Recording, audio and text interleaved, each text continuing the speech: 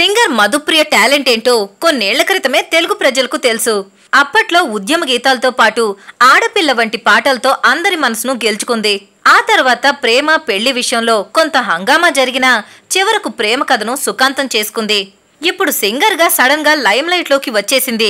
Mega hero Varun తేజతో Shekhar Kammula తీస్తున్న ఫిదా మూవీలో అద్భుతమైన పాటతో మళ్లీ హాట్ టాపిక్ అయింది మధుప్రియ. వచ్చిండే మెల్లమెల్లగా వచ్చిండే క్రీమ్ బిస్కెట్ ఏసిండే అనే పాటను సూపర్ గా పాడేసింది మధుప్రియ.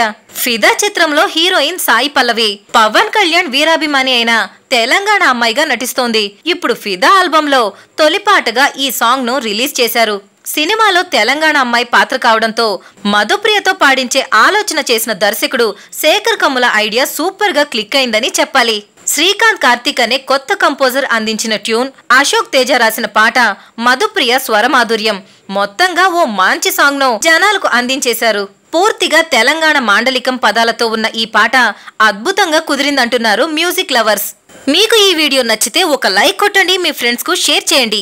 ఇలాంటి మరిన్ని అప్డేట్స్ తెలుసుకోవాలంటే మా యూట్యూబ్ ఛానల్ ని సబ్స్క్రైబ్ చేయండి. Thank you for watching.